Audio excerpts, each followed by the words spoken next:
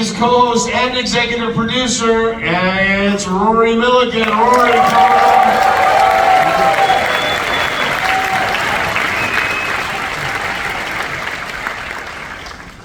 Build crew member Roxy Molahan, everybody. Roxy Molahan, I'm pronouncing it.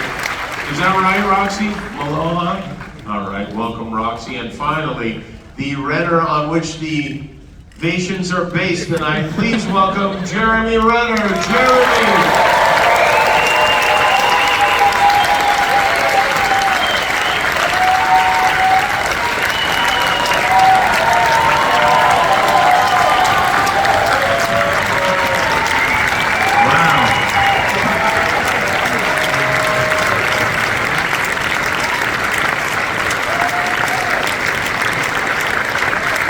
What's with the scooter? Did something happen?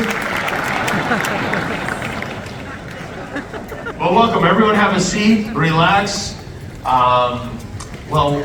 First of all, Jeremy, we spoke last night on the show, and it's very good to see you. Yeah, good to see you again. Everybody's been telling me today that they cannot believe how spry you are and how much, I don't know, willpower, and after a while I started to take it as an insult to myself. Oh, no, it's actually, I was so excited to see you, be on the show, be amongst the living, man, it's pretty awesome, right? It's great to have you. Now, what happened? You got in a fight with a snowman in Reno or something like that? We will, you have been collecting these large-scale vehicles for how long now? It's like 5 years or so, yeah. Did you start collecting them with the idea that you were going to do something good with them? Yeah, I wasn't just buying them just to take up space. No, there's always a purpose. There's always a purpose for every single one of them. And the purpose kept changing as I kept buying more. Right.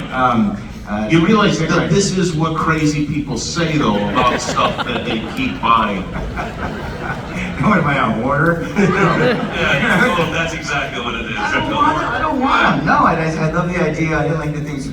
I do like the idea of repurposing things, and especially really wonderful things that our taxpayer dollars go towards, especially emergency vehicles and all these state-run vehicles. And they're great machines. They're perfectly good machines, and they shouldn't go to waste. So I just thought of different ways to repurpose them, and and then when it became about kids directly, I just got really excited about it and started building, going crazy. Whose idea was it to do this, to turn this into a television show and to start using these vehicles in such a particular way? Well, I guess Roy was championing that idea, weren't you? I was shooting Hawkeye at the time, and he put together this hour-and-a-half long presentation. He's like, you could tell the story. It was very embarrassing. My kids taught me how to use iMovie, and I have like thousands of hours on my iPhone, and I put it together with these cheesy graphics. I thought it looked awesome. It was like this year's Academy Award for Best Animation goes, and it wasn't to me. It was an hour and a half, and I kept saying, dude, like, I'm exhausted, I'm hungry, I'm starving, is this thing gonna frickin' end? Like, what's the point of this thing? I go, the point is, you're hoarding these vehicles, you keep saying you're gonna sell one or two of them, you don't. I got the Auto Trader hotline on his phone and the app, and he's like, what am I gonna do with this stuff? He was gonna create businesses for kids, like a fire truck with a slide and a soft serve ice cream cone and a DJ booth. And I just sat there, that's great if you got like 2 of these things like you said you did, but you got hundreds. You see that scene in the lot, and I asked which ones are his. It looks like a municipal parking lot for like city vehicle. I'm not joking you. And I thought, like, I was trying to figure out which fire truck was his. They're all his, and that's just one lot. There's another lot, and he just bought another lot. And he swore he was not going to buy any more vehicles. And literally last week, and now he's hiding them from me. He used to hide them from his mom. He's like, I'm on his photo link on one of his drop boxes. He doesn't realize when he downloads something, it shows up on my phone. And I texted him, I go, dude, what the hell are these? He said no more. He's like, it's gonna be like 10 seasons of this show, man. You got enough for 50 seasons, dude. You'll be dead by the time you use these vehicles. I think what Rory's trying to say is this is not a screening, it's an intervention. The neighbors must love this too. Maybe Jeremy collects parking lots. Yeah, it's just billing those. You never thought about that. See, this is why you're here, Jimmy. Yeah. This is why you're here, buddy. Patrick, so you went to all these different cities, and how does it work from a crew standpoint? Do you bring the entirety of your team, or do you hire people locally to make it feel as local as possible? We had a little of both. So we had a great team in Reno, and they traveled with us, many of them to many of the locations, but then we also hired in a lot of locals in each spot that knew the places and could help us when we were there. And was the idea that you wanted to visit places that hadn't been seen and really get to the essence of the cities you were profiling?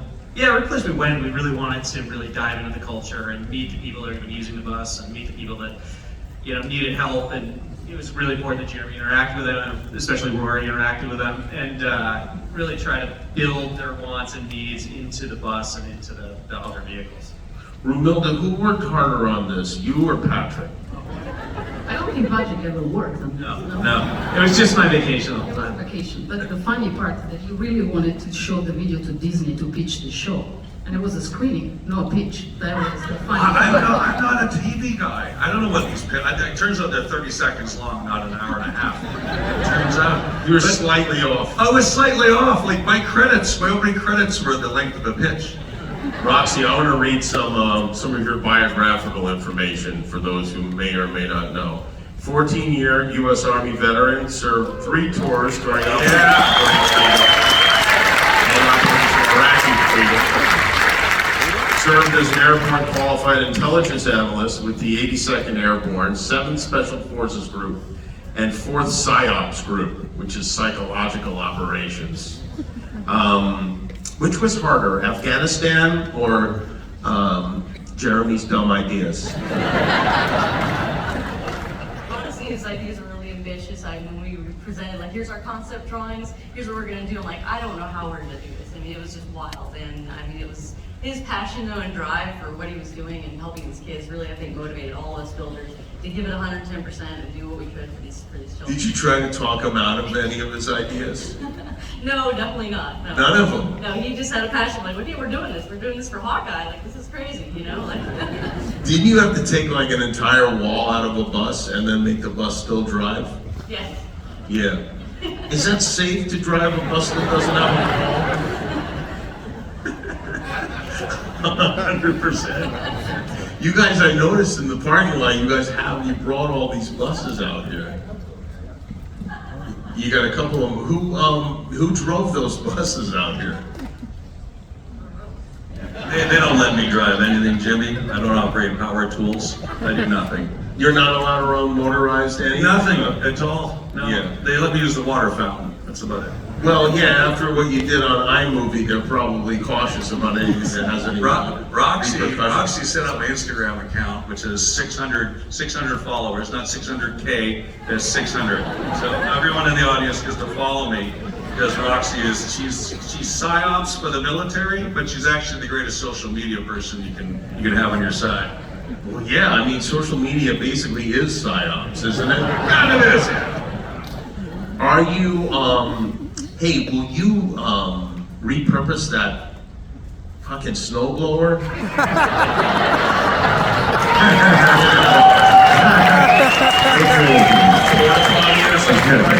It's a snowcat, and it's a necessity actually on the property because we got so much snow up there. My mom wants to light it on fire and have a big old party, lighting it on fire. Fun, yeah, like a Burning Man type of thing. No, but the thing's amazing. I love this thing, and it's a necessity. It's how we get to the house when we go on these giant snowstorms.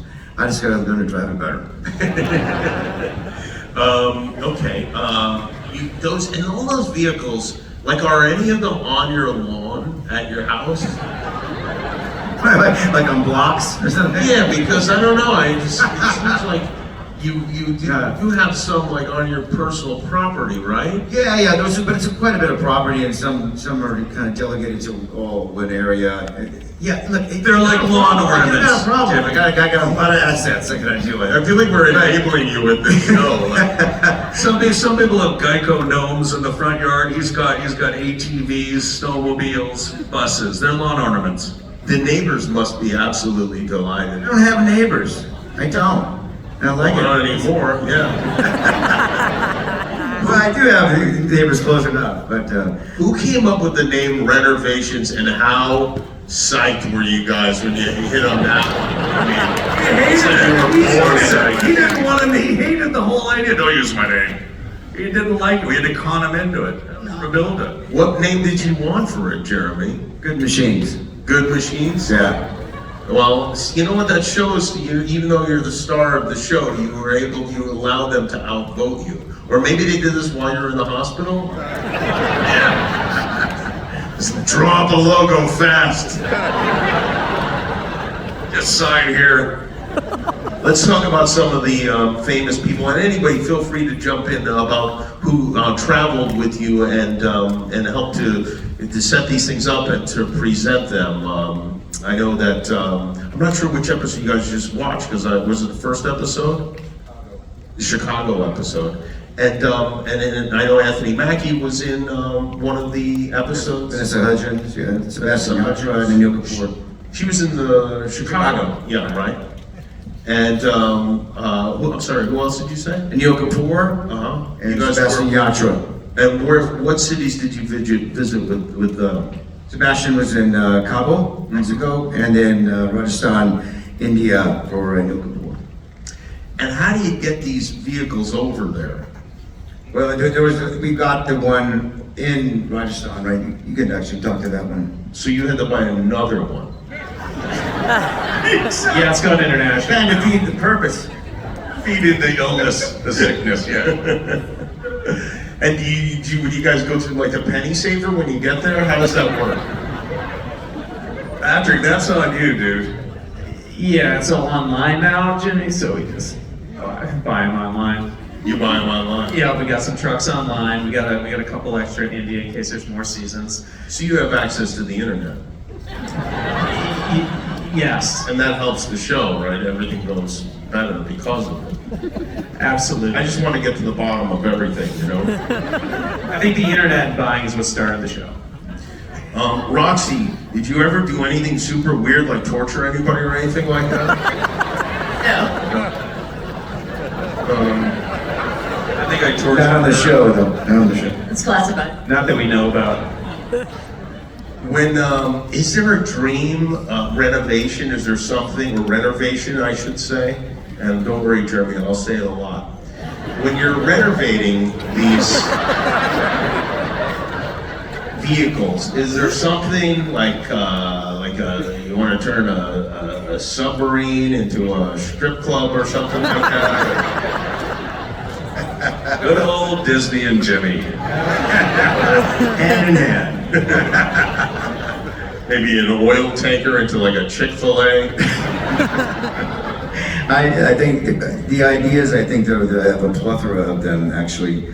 A lot of them started from, again, wanting to do more actually self-sustaining kind of businesses. And my daughter actually came up with one, which is awesome, because I had this ambulance, and she wanted to turn it into a mobile pet adoption clinic. And what a cool idea. She drew up the plans, the whole thing. It was really, really amazing. Again, another fun part of doing this process was actually being able to do it with my daughter, with family, with friends, and to really move the needle forward and do really amazing things. It does take a giant collective. Even if it's just a harebrained, half-assed idea of mine, it took a lot of people to really manifest this. And I couldn't be more honored and loved and fulfilled having this many people help me move the needle for these kids, man. I can't imagine my dad letting me design some kind of a vehicle. I mean, we barely even had a car when I was growing up, and it broke down every single time we tried to go to Disneyland. And now that I think about it, I have a feeling, I think that was maybe his way of getting out of going to Disneyland. So did you make that pet adoption vehicle? No, we just designed it. We were in the middle of actually filming. She was a part of a lot of the design, actually, on this music studio bus, and a few other ones, the dance studio bus. Getting a 10-year-old's opinion is pretty kind of important, because that's who you're building it for, right? Right, yeah. Thank you, Ava, my love. She said, good job, baby. Love you, baby girl. I imagine like next season, Ava in that vehicle just throwing cats out the window into the neighborhood. dozens and dozens of pets being adopted. Do you guys have ideas besides vehicles? Because I would think there are probably other, whether they be other items that people leave behind and, or structures or whatever that you want to renovate. Is there like, do you think of this as a franchise in that way? Well, I think that goes against sort of the theme of the show there, brother, but yeah, sure.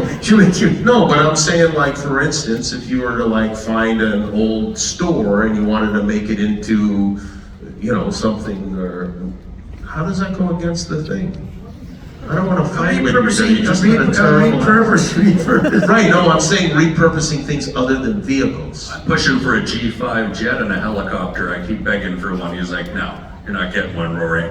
I don't think you could repurpose a jet though without dying, right? I don't know, he seems to survive just about everything else. I think there's a lot of things. Again, it's just for kids, man. And there's disaster relief. I think is really interesting and quite important. But we have a lot of ongoing. So like having immediate sort of housing, and you can do that in the city buses and convert into like really killer campers. They can house and sleep a lot of people. Housing is great. That's a great idea. Yeah. There's a glamping resort, something to do, and there's thousands of ideas. But you know, for the show, it's always, you know, when we have a lot of people from Base here, right? Base is here. We have a lot of people from Big Brothers Big Sisters. There are people doing an agency doing some tremendous things for kids. So we just jump on their coattails because they're doing so many amazing things already. So we just want to put the spotlight on them, and then if there's something we can do to help them, a lot of times they are underfunded. Even like Casa Hogar in Mexico is a you want to go to a place, but there's no government help on that. It's all this, you know, private funding. So their bus will be a wonderful tool to even try to get funding for them, as well as be the dance bus for them and for these kids. And how wonderful that for the kids to have that kind of outreach kind of program for them. Have you guys thought about taking suggestions from people around the country, around the world, as far as things you can do with these vehicles that might fulfill some needs they might have? Romilda, go ahead. Yeah, I think when Jeremy and I started talking about 3-4 years ago, he had already the vision of all before the show happened. Before we thought about the show, Jeremy had a completely clear vision of the movement, collecting idea from community and transform those buses in something that kids needed. I mean, he has been clever about this project since the beginning, and he was already doing it in his own, you know, yard, the way the fire truck that he transformed into a bus for kids in the hospital that couldn't get out of the hospital. So he wasn't doing it. We came on board and I was mesmerized by what he was doing it. And the fact that the vision was so clever that we were able to turn into a show to bring it to the next level, because he wanted this to be such a mission for everyone. Everybody can do in his own yard, hopefully not everybody, but everybody can do something to help the kids and community. And the fact that he wants to use his superhero, he's a superhero. I mean, we're all inspired by his energy and his effort, and we are so happy to be with him, that we can help everyone next to us that doesn't have enough luck as us to help kids with the small things and give them a dream. And I think what Jeremy gave to all of us is a community sense and friendship and love, and we bond between us. I mean, I had to live with these guys for 3 years, as you can imagine. It's a lot. So it was a lot, but I think this is the biggest part we learned from him. He had everything, you know, in his mind, and then it was coming together piece by piece, and I can't believe we're here after all happened.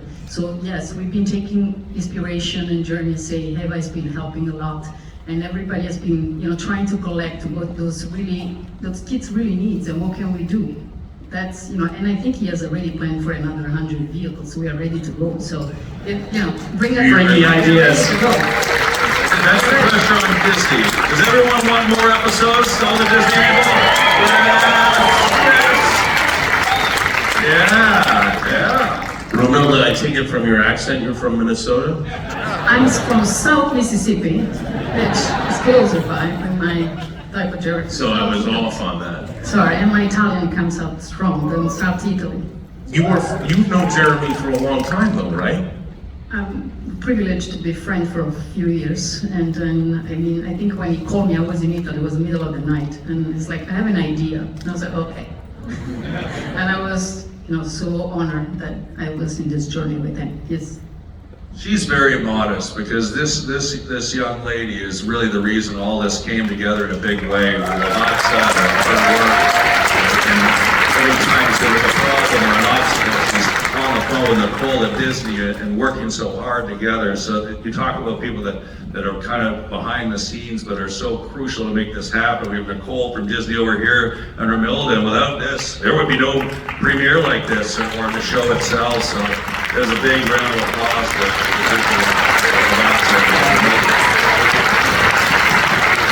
Rory, I'm going to ask each of you this question. I'm going to start with you. What was your favorite moment from shooting the series? When I got to use a grinder and it worked, because everything else I did. Pepper? Yeah. No, it was a series of moments, and it always had to do with the reveal, because I always wondered, and I'm sure all of you do as well, why the hell am I on the show? Because I can't operate a tool or anything, and Jeremy kept saying, you're the eyes of the audience, because you get to see this and experience it, because you know nothing about vehicles. And the learning for me was, the takeaway, the heartfelt one, was when you saw the kids, and all the great kids from base Chicago over here, they're all representing Chicago. But you saw the joy, and then these vehicles landed, like they actually worked, and instead of just sort of being abandoned and for the purpose of a show, Jared was so adamant that they had a legacy, that had a life behind them. And you see by the reaction of the kids with big brothers and sisters in Casa Hogar on the water filtration truck that brought clean water to kids at schools. These vehicles aren't going away. There are going to be more and more of them. And to me, the joy of the children's reactions and seeing that the longevity and lifespan of these vehicles will continue on, that was to me very, very, very rewarding. Romilda? It's hard to say. I think I grew up as a dancer, and Same here. I didn't know that. Wow. and I think seeing the light, the light in those kids' eyes, that they can dance and they can have a special place. It was incredible. It was really something that it touched me, and I think from my personal unfortunate experience, I don't have kids, but the fact that Jeremy is bringing love to kids, it's something unique and special. And those kids were, they light our trip, I think. Every kid was fantastic, but I think that part touched me deeply. Patrick? Yeah, there were a lot of emotional moments in the show. It was very uplifting and heartwarming when we met with the kids and heard about their needs. And then there was a lot of moments with Jeremy and Rory and the team that really felt just like friends on a journey. And we tried to bring all those many emotions to the show and to the episodes. But I think some of the ones that were most fun for me, which tended to keep happening over the course of making the show, was just when the crew, and Jeremy and Rory and all of us, behind the cameras, would be just having the best time and laughing uncontrollably. And some of that was actually in this episode, and they were all around the table and everyone was just laughing so hard, and you could really kind of see it there for a moment. But really, that just being on that journey with these guys and Romilda behind the camera and all the builders was just so amazing. There were a lot of moments like that nobody will ever see, but it was just, we were all in it for the mission. We were all in it for Jeremy's mission, and it was just different and fun to make. That kind of set it apart from other shows. And those moments when we were all just like laughing and having a good time as a family, that really meant a lot. Roxy? I got to be there for the Reno bus reveal, and being able to see the kids' reactions and knowing the impact it's going to have in their community, giving them a place where they can go, meet up, and be mentored, and that was what really touched my heart. And then actually one of the one of the big sisters, and they gave me a little sign, a plaque, said thank you, the builders, and it was just, it really touched my heart, and so I just feel really honored to have been part of this project. What's the best way to get the enemy to talk? It's classified. She says that all the time. Gives you nothing. You give nothing. Jeremy, how about you? What was the best part? And I know the whole experience was rewarding, and the idea that you made this phone call in the middle of the night shows how excited you were about it, and also how inconsiderate you are of time zones and people's sleep. I take no, and I don't take no's for an answer, right? So But what I was tell it? you, was early on. I think that there's one thing that if I ever wanted anything out of this was already happened on the first episode, wherever first thing we were filming, and it was the Big Brothers Big Sisters vehicle. It's a wonderful mobile vehicle, but we learned so much about Big Brothers Big Sisters. And I was familiar with it, right? I don't know, does anybody know about Big Brothers Big Sisters? Well, I was kind of familiar with it because I did it when I was in LA here, like 15 years ago, whatever, for a while, and I got to learn more about it, and then learn it with the kids, and then we were all really invested in these kids, and I was quiet about my feelings about it, and then I hear. There's a couple, I think there's a crew member that already signed up to be, it was so inspired by the show and the dialogue and the chats with the kids and with the leaders of Big Brothers Big Sisters that were big brothers themselves, and they were so inspired that they became the big brother. I don't know if they're here, but that's the whole point of this anyway. The end result, secretly and quietly for me, is that somebody gets inspired to be actual and do something. Fuck yeah. So it already happened in our crew. I don't know if he's a boom operator, I'm not quite sure exactly what he was in our crew, but he had already actually done it because he was so inspired just by what we were filming. Not seeing anything, not doing anything besides just our time with these wonderful kids and this wonderful organization, and then did something about it. And that I love. So already one there. As a kid, now has a big brother, and forever his life will be changed. And that is amazing. And let that build. In order to walk, you put one foot right in front of the other, and then you walk, right? Apropos to where I'm at in my life right now physically. But it just takes one step to do the next one. Right, and I want that to be an inspiration for people, because anyone can do it, and that's why I'm doing this show. That's great.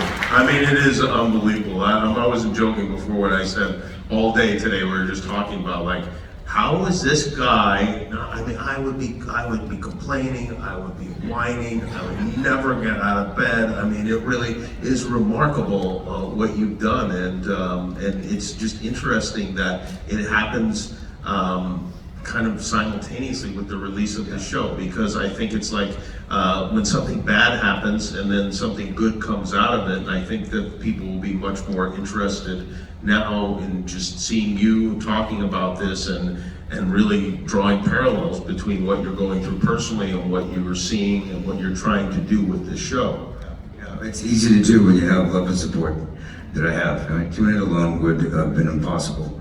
A lot of people, some are here that were part of saving my life and keep me alive, to breathe and move through, right?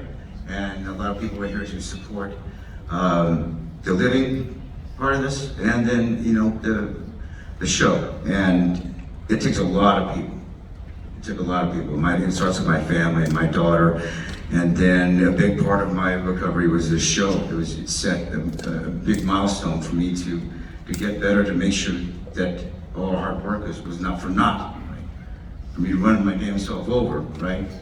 Now, there's no alternative. And so, to me, it was easy because I had somewhere to go, I had somewhere to point, and I had a lot of love, man.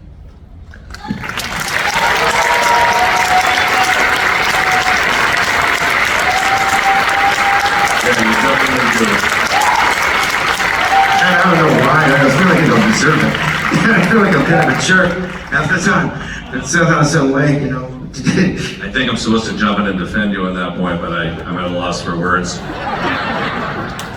But what's interesting on that point, and I think one of the things that all of us knowing Jeremy the way we do, is that he's a very quiet and private person, and people don't get to see what a huge heart he has. And if he's ever sort of questioned in the media or the press, and I'm always the first to say, look, you got to jump out and speak out about this. And he goes, no, man, I just don't give it oxygen. And finally in a show, people got to see who he is as a person, but an outstanding, generous, giving human being. He's always giving, constantly, to everyone around him, to me and the kids. And what do you give a global movie star other than, as he says, witness and listen to him?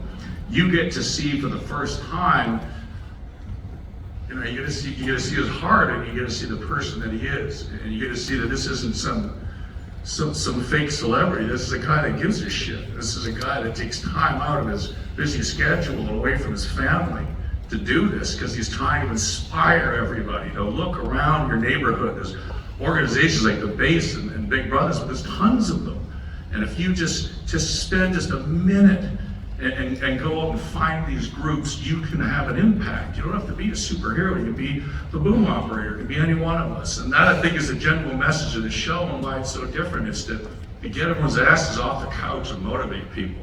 Get out and make a difference. And that's his heart, and that's who this guy is. And that's why we love him. And that's when he gets hurt like this, why everyone rallies around him and leaves the families and puts their life on pause, because he's worth it. He doesn't understand how worth it that he really is. What a great guy.